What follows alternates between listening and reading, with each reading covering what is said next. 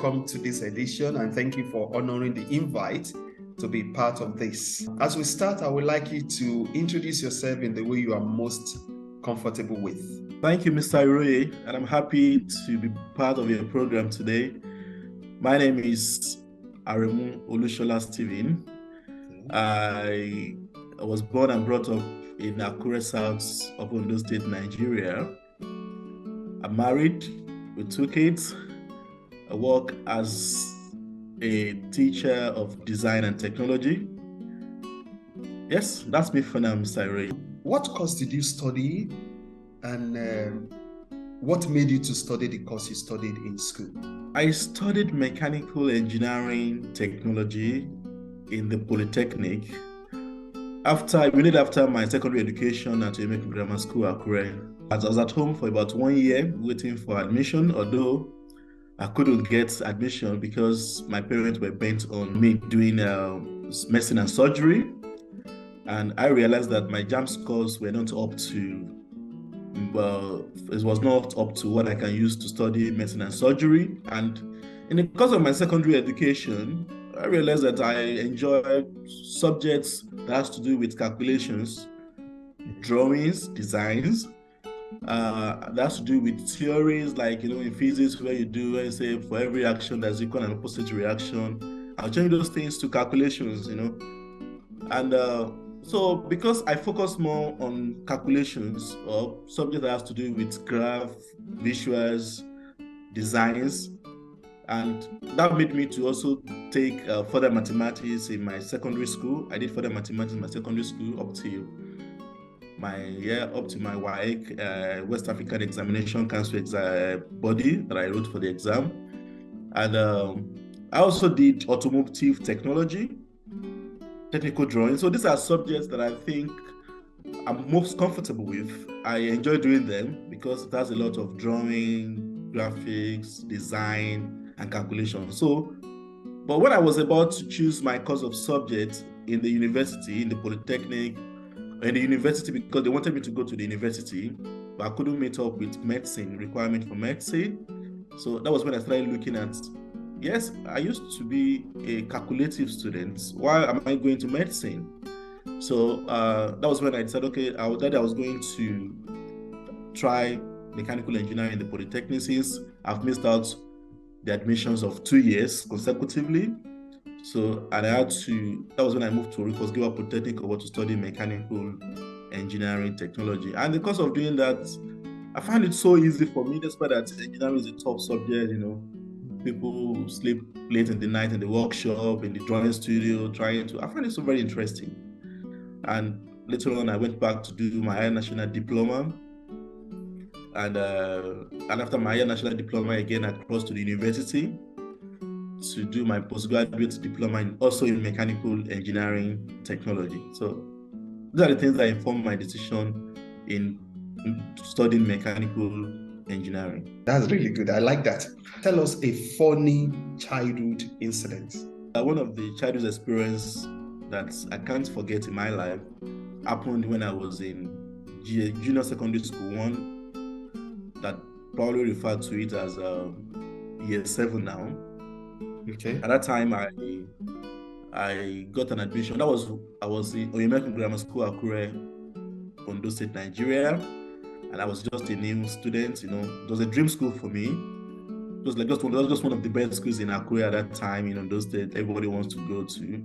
And when I got the admission, I told my dad, looking at the caliber of students we have in the class, I told my dad that if he could get me a shoe, was really popular at that time, Keto. I actually persuaded him to get it for me because it wasn't convenient for him financially.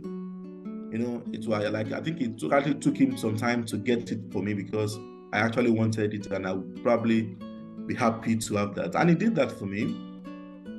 So, and along the line, although before then my dad has been telling me to stop playing football, he doesn't want me to be a footballer, I'm going to be a doctor, he's been prophesying that to my life, you're going to study, use your certificate to earn money, not football, you cannot be a coach, you are going to be an academician, things like that, So he's been discouraging me of playing football. And this very day, after school, normally as we normally do, because I don't have the privilege of playing football at home and because of my dad's restrictions, so I had to, okay, let's play ball. The football that you play, whereby you guys use your sandals, your shoes to make the goalposts, and I started playing football that day. I think we played for about 2 hours, and after then, when we finished the football, okay, it's time to go. Then I realized that my keto is gone. When that was gone, it was gone. So it was a painful one, and believe you me, I cried, I shed tears, and unfortunately, I trekked about 3 kilometers home barefooted that day. So, but one good thing about it was that when I got home, I expected hell to let loose on me. Like I just thought maybe that day I was going to die, because it was precious to me, and because my dad told me he couldn't afford it at that time, so I thought it was going to react. It was going to be really mad with me. I just said, "Was that why you were crying?" "Oh, Shola, sorry. You had to persuade me, calm me down. I was so tired. I was, I trekked 3 kilometers barefooted. I was tired. I was sweating. I was weeping. And you had to just calm me down and say, just calm down. Everything is going to be all right. I can't forget that experience in my life. Sorry." Interesting. Okay, can you tell us 3 values or virtues that you admire most in people? Emotional stability. And I must be sincere to you about this. It's one of the things I picked from you. Thank you, Mr. Iroye. In spite of challenges, you don't lose your emotions, and you don't allow your emotions to judge, to be your judge at that time. And I really appreciate that. It's one of the things I like in people, emotional stability, and I've tried to work on mine since I've been seeing that in you and some other people, especially you, Mr. Iroye. And secondly is honesty. Like popular saying that says honesty is the best policy. I think by my nature, I'm attracted to people that are honest. By nature, naturally, I'm attracted to people that are honest. So when I see people that are trustworthy, I appreciate that in people.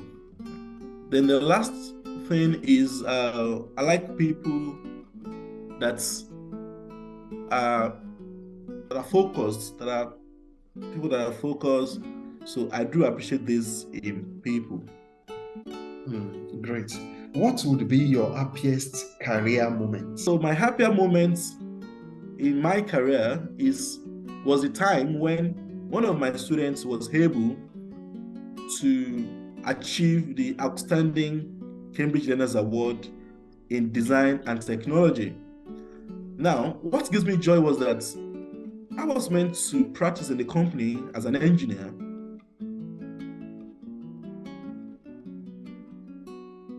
Now, I've used it to support the younger generations, in which I can see products they've made with their own creativity, and my support as a teacher, as an engineer as well, could give an award of such caliber, of such quality.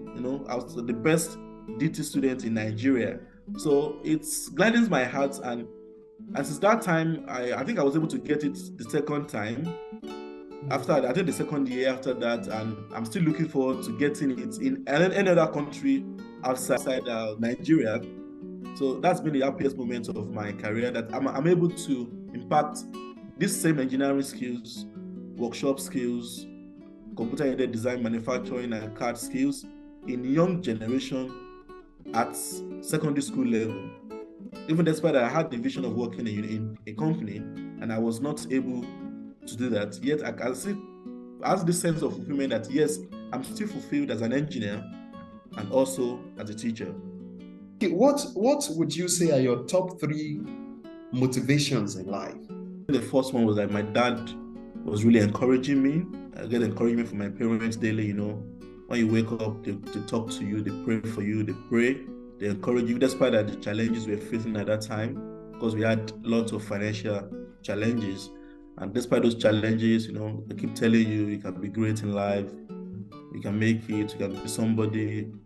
And, I got motivated by that daily talks, devotions, things like that, to become somebody in life, So that's number one. Number two, and because of achieving my goals, and because of going to the university or striving to achieve these goals, there were challenges, and that I was able to improve on my enduring spirit, my endurance.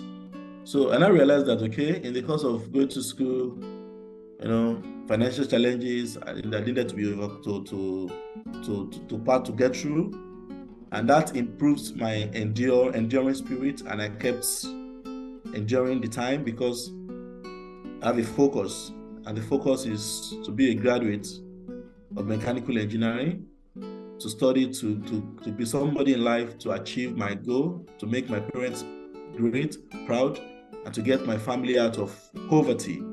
So that was really it kept me going. Like, I can't stop going. And the last one was, I had a dream growing up. I had a dream that like I was a police, like I was a commissioner of police, and I had police entourage around me. So, and when I discussed with, basically my parents are my immediate mentor, when I discussed with them, mind you, they are ministers of God, So when I discussed with them, and like, this is my dream, and like, oh, that means you're going to be a leader in life.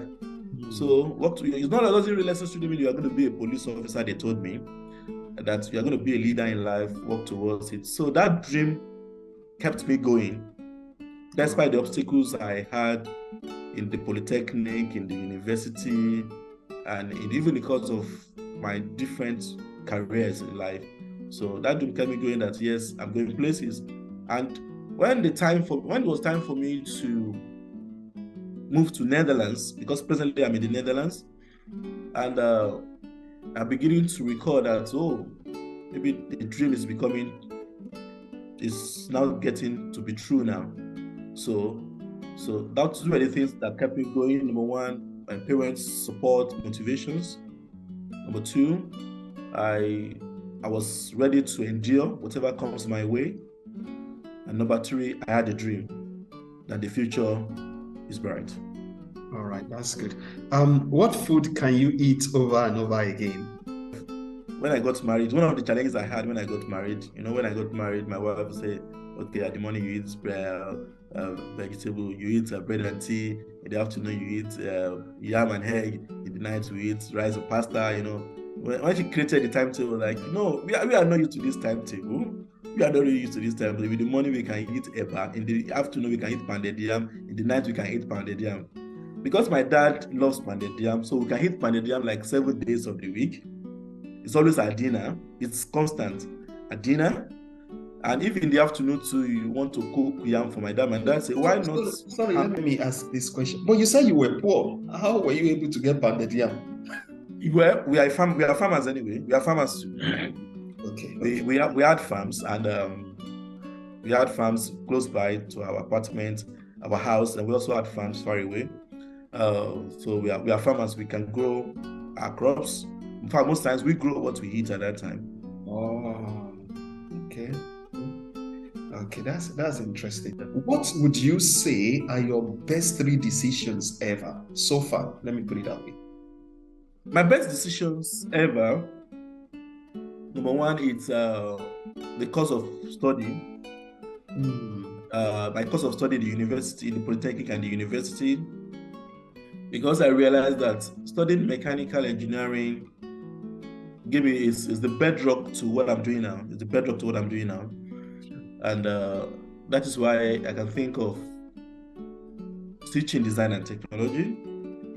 because it gives me an overview of the design process, workshop and tools, manufacturing, production, evaluation. All these things were the skills I acquired in the course of me technical drawing, engineering drawing, using computer-aided design softwares.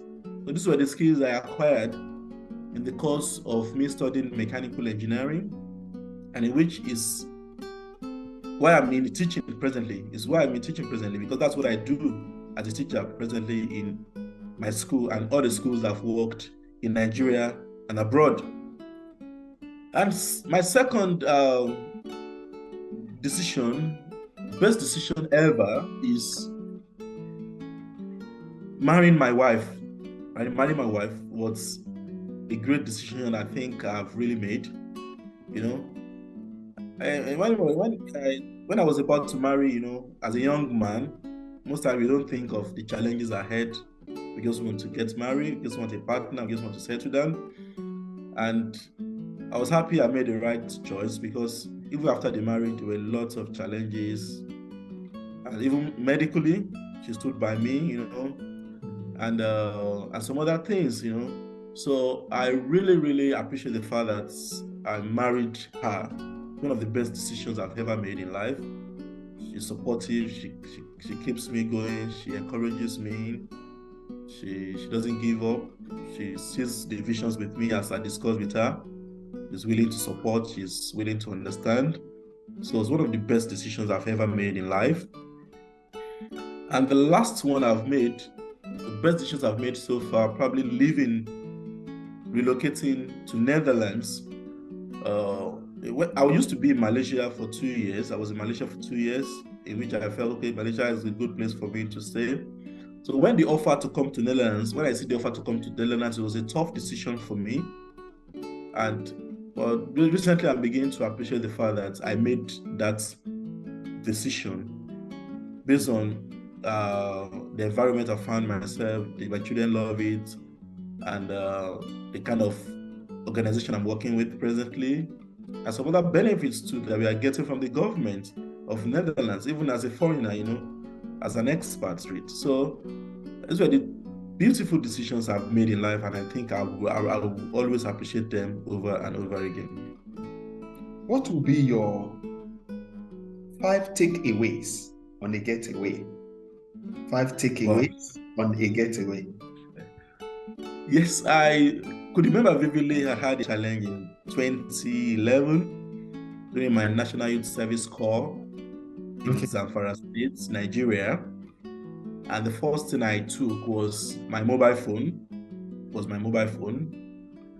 At least with that, I have access to internet and I can connect to people if in case I need help or let them know my whereabouts. And the second thing I got was my water bottle. But if it's happening to me now in the Netherlands, I think the third thing that we need to get is my winter jacket because it's crucial here. The fourth one, probably a knife, maybe a small knife, in case one wants to do some cutting, or probably wants to ignite fire, make fire to cook. But I believe that when we are faced with the reality of life, we can always forge ahead.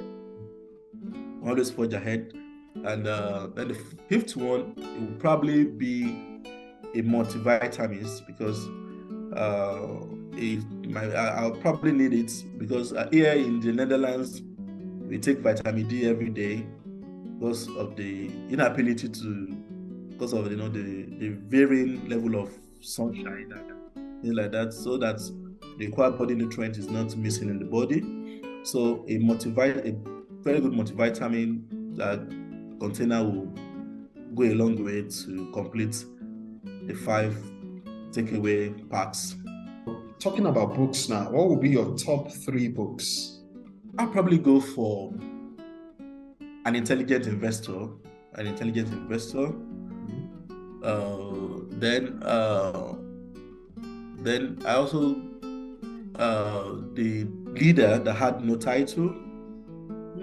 The Leader That Had No Title, and I think these were my favorite conventional books I've read so far. Just 2 of them, Mr. Iroye. If you are not in your current career,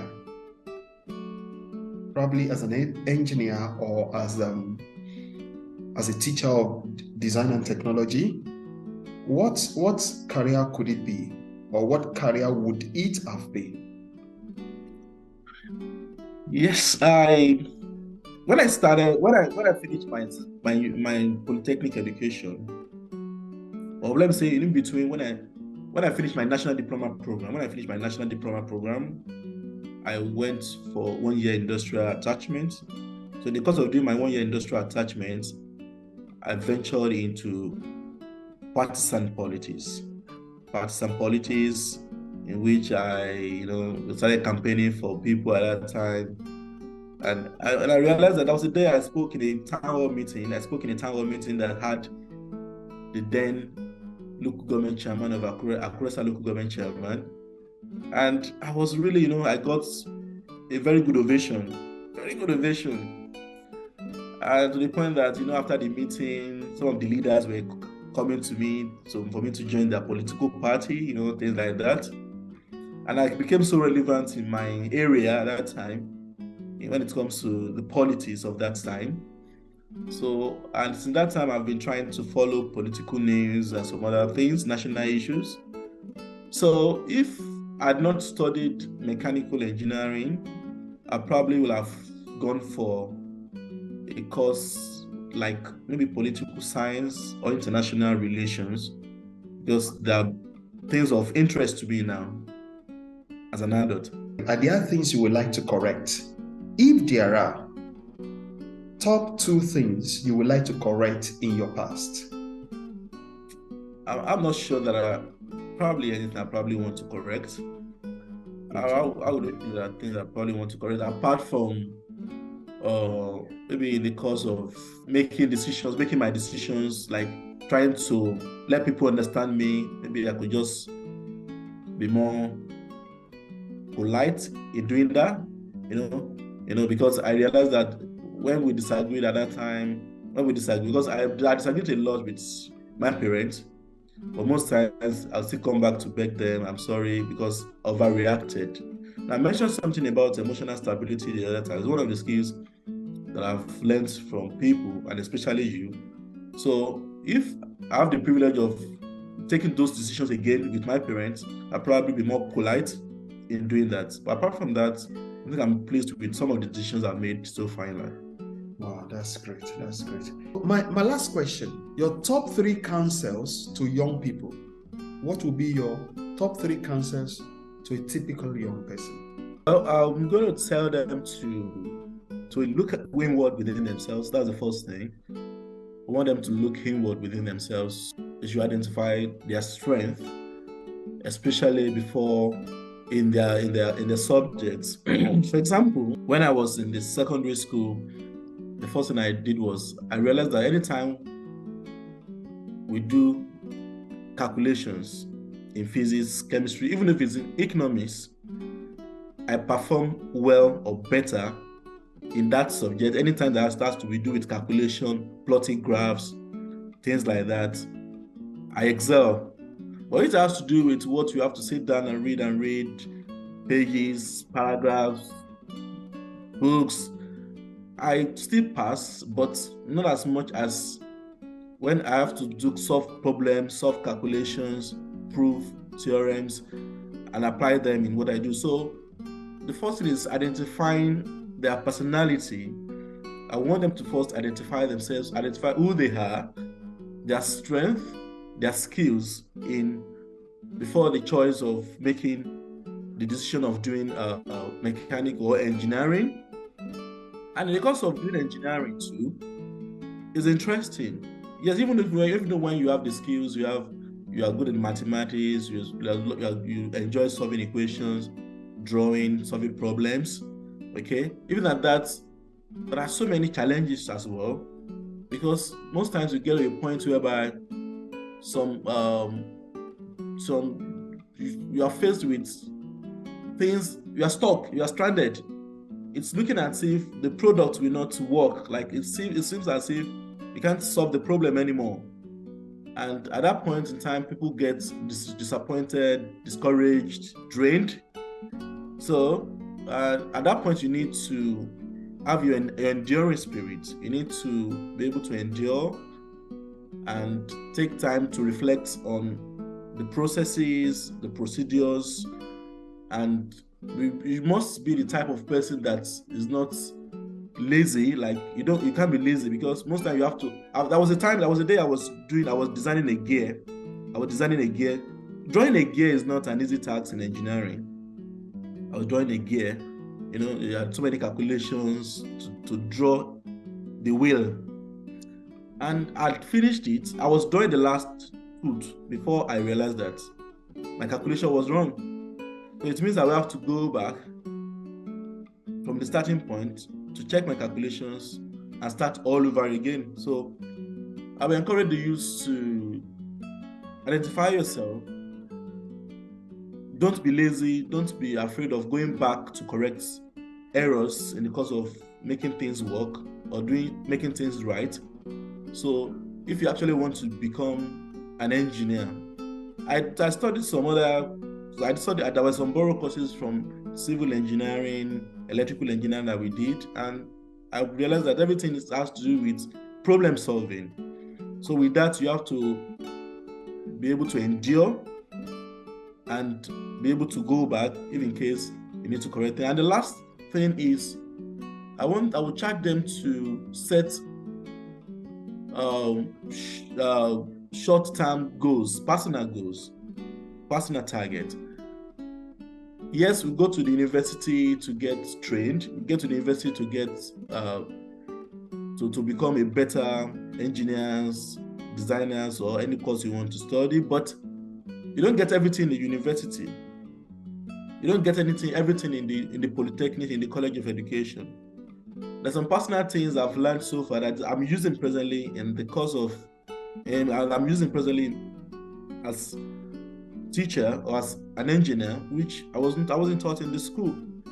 So you have to set some personal goals. Okay, maybe in the long run for like 3 months or 5 months, 6 months, I want to improve on my public speaking skill. Or probably in the next 6 months, I want to improve on my teamwork, because in engineering we do a lot of teamwork, and if you are not a team player, you may begin to have problems in engineering. So because your work is dependent on some other people. Okay, so some other things, you have to set target for yourself and work towards achieving it. So 3 things I've said. Number 1, identify your strength. And the second thing, be able to endure whatever challenges come your way. And the last one is set short goals, personal goals, in which you may not be taught in university. I'm an Apple certified. I'm an Apple educator by certification, and all these things for me to and I did all this for me to be able to use Apple softwares, Apple tools to further apply my skills and some other things. There's some other programs too that I've learned personally in which we were not taught in the university, like Google SketchUp and some other engineering softwares, applications. So these are the things that always make one a better person, a better engineer in life. So these are the things I want to encourage our youth to take note. Thank you.